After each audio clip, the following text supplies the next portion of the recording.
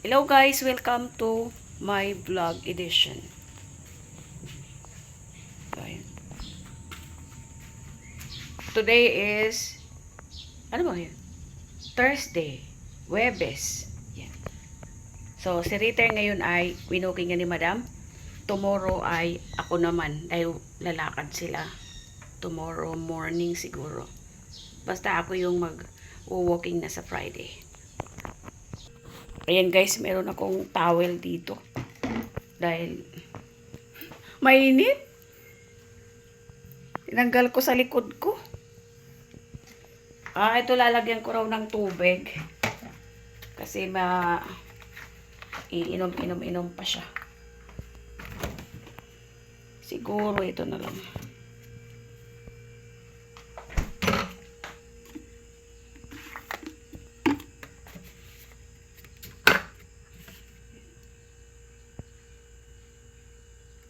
Dito banda. Para pag natapon, nandyan sa ano. Ay, sorry. Ano ba naman ito? Yan.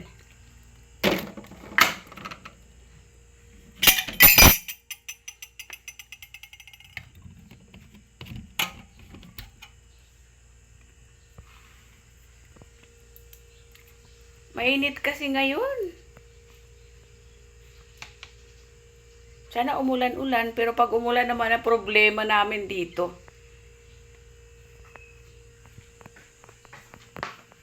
Yung magano lang ba? Shower lang. Shower lang talaga yung ulan. Huwag yung buhos na tuloy-tuloy kasi diyan sa kusina ay aabot na naman yung tubig guys. Nagbablard naman ang kulay ng babaeng pango. Joke lang. Pango naman talaga. Maraming lamok guys sa labas. Daming lamok. So, ngayon ay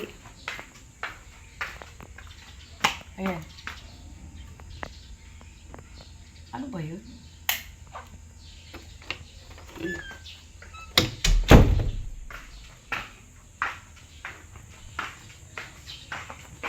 Maraming lamok. Doon nga sa tinatambayan ko sa may lanay, meron din akong katul. Kasi pag dito sa loob, meron din kaming katul. Mainit pa. So, mas okay sa labas dahil pag may hangin ay nawawala yung init. Lumilipad yung lamok. Ay nako, silipin ko na naman guys si Toby. Binigyan ko kanina ng pagkain kasi dumating ng pagkain na in-order sa Shopee. Sa Shopee kasi nila in-order yung pagkain ni Toby, turtle.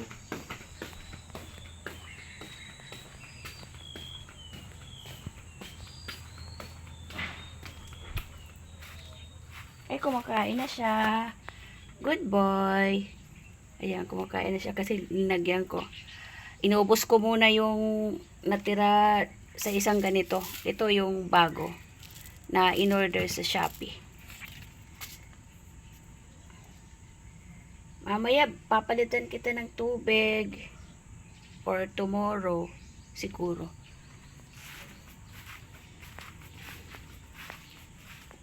Wala nang bunga yung kalamansi. Gusto ko ito guys. So, paparamihin ko na naman ito. Yan yung bunga niya. No? Pang. Pero ano lang yan yung halaman lang siya guys. Halaman lang.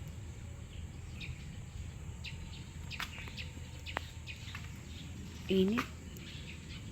Nagbablurred na naman yung aking camera guys pag tinutupak siya. May tupak yung camera ko. Minsan din yung may-ari may tupak din. Smoky. Ay nako.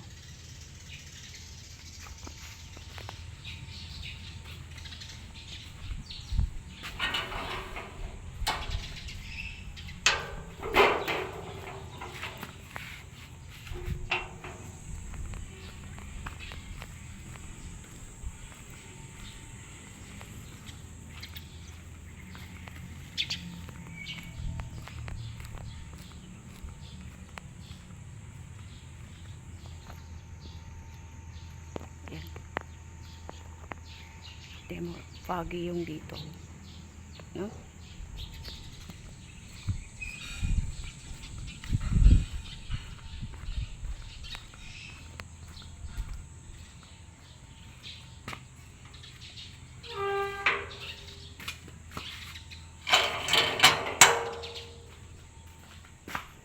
Mainit na guys. Mainit na. At saka tinutupak na naman yung aking camera guys. Ito, nalagyan ko na siya ng tubig. Pagbalik nila, naiuwi si Ritter dito. Kasi 30 minutes lang yung pwedeng itagal ni Ritter sa pag-walking. Dahil hindi naman pwedeng matagal na nag-walking si Ritter dahil matanda na si Ritter, doggy. Kaya pag kami nga nag-walking ay 30 minutes lang talaga guys. At ano siya talaga, yung maaga pa kami nag-walking pag kami lang. Palit ako ng sleeper. Pasok na ako sa loob. May dala-dala akong towel. Ito kasi yung panglagay ko talaga guys sa likod.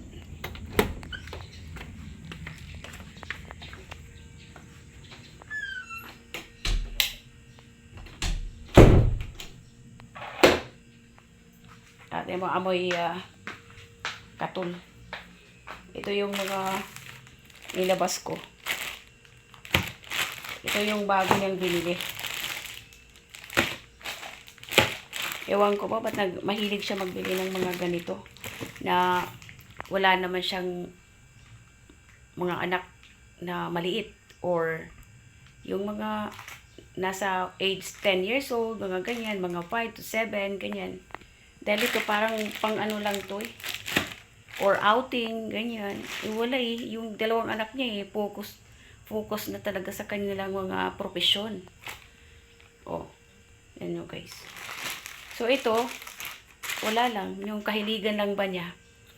Once na mahiligan niya yung isang bagay, bibilihin yan, maliit man yan o ano. Yan. Mga ganito, mga hilig niya yan guys. Nandito pa sa cabinet. Ayan o. Ayan o guys, di ba? Nakita niyo yan? Yan. Puno lahat yan. Dito din. Siya. Oh, di ba? Dito din. Oh. Ganun yan. Ganun siya ka ano sa mga pangangailangan sa loob ng bahay na yung pag inisip niyang ano ganito yung lutuin, ganito yung hahanapin niya, mayroon. So parang grocery itong bahay. Grocery store. Dahil sa medyo nagka-diferensya yung aircon nila guys. Yung aircon madilim no? Naligpit ko yung kanyang sleeper.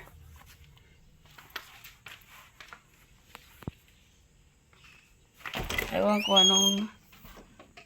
ano dito. Ganap.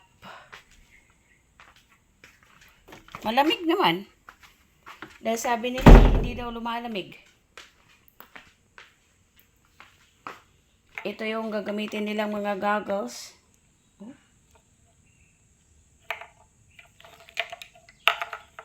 Magsuswimming talaga sila sa Boracay guys.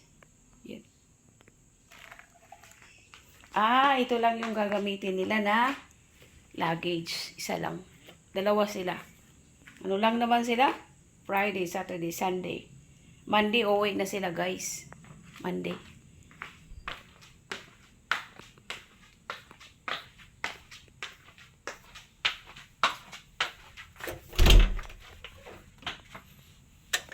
Kaya tinan nyo guys, oh. Mainit na doon sa lanay. Nagbablurred na naman siya.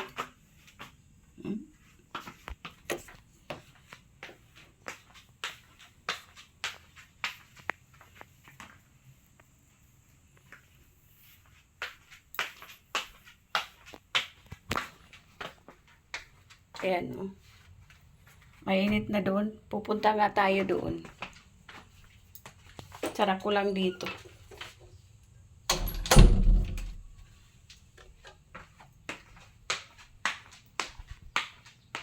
Madilim, no?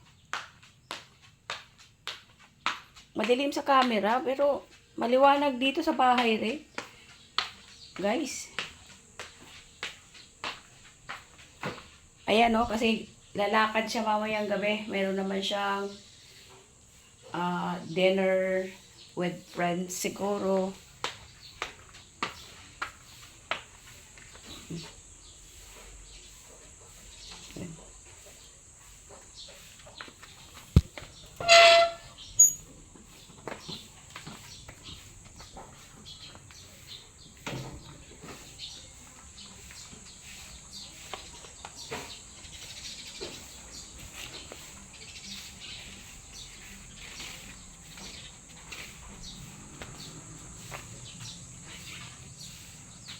Ay, oo nga. Oh.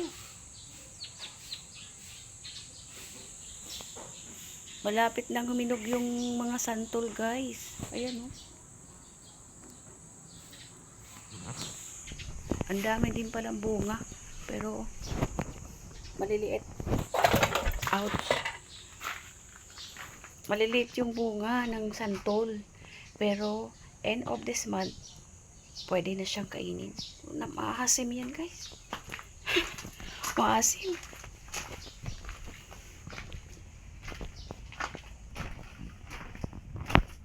Pero pwedeng pagtiyagaan, guys. Habang wala kang kinakain-kain. Minsan man ay nakukuha naman ako na matamis na santol. Minsan naman, maasim talaga. Oh, yan. Diyan ako dumaan, guys. At ito yung lagi kong, tingnan niyo guys, yung halaman na yan, oh.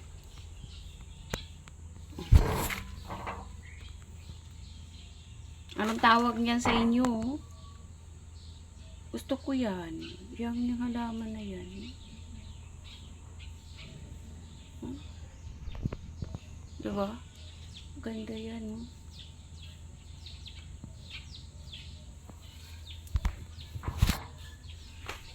Ganda yun.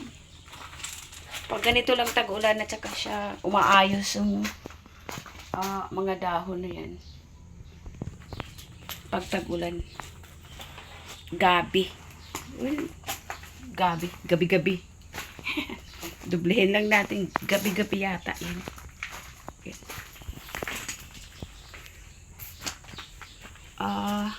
Katapusan nitong June, pwede nang magpitas ako ng santol. May nalalaglagan niya pa isa-isa, pero may uod na, guys. May uod.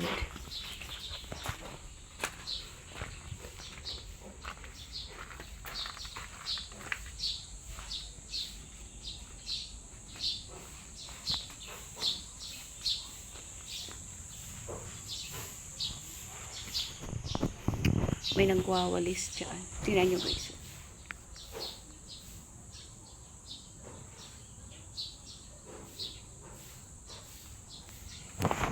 Nagiyelo na, pero ang liliit nila.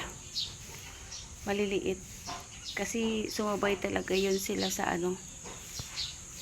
sobrang init ng panahon.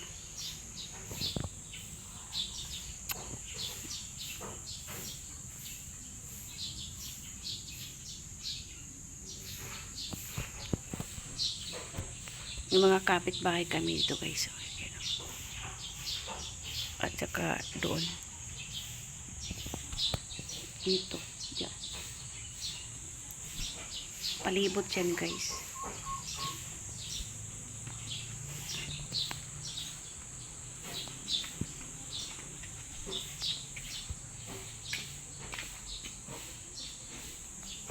Today, guys, ay pupunta ako sa kabilang street. Doon. Sa kapatid ni Madam. Naglilinis din ako doon. Siyempre, hindi yun, parang kasama na sa sahod ko po yun.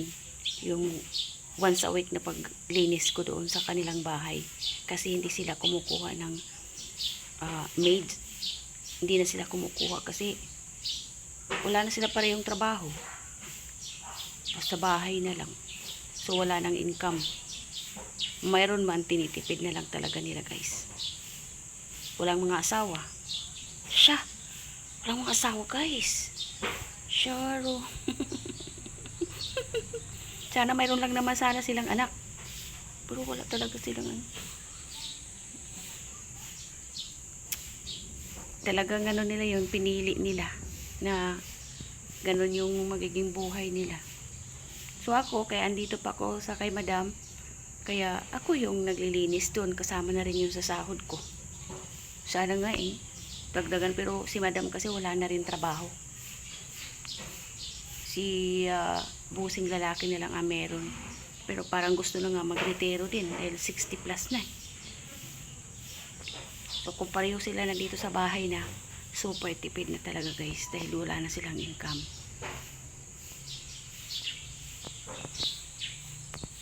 At ako ay nag-iipon na lang kahit paano mag-ipon kahit pa kunti-kunti, guys.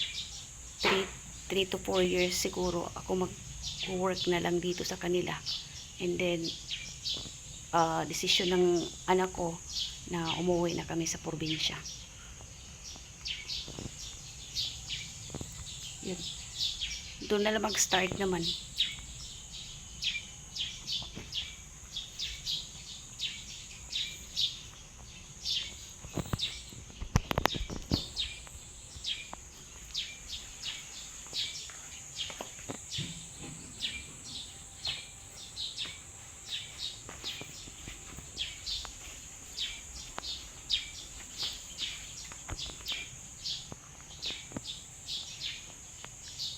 Ang mga ibon na naririnig nyo, no? Sa akin long form video, wala akong music. Wala. Gusto kong lagyan, pero yung aking editor ay sinasabing wag daw. 1 minute lang ang kailangan ng music. So, hindi ko na lang nilagyan. So guys, hanggang dito na lang yung aking video. Thank you so much for watching. Please subscribe, like, and comments. And hit the bell icon para updated naman kayo sa aking mga video kami ni Rita Doggy. Thank you so much and see you on my next video. Bye-bye!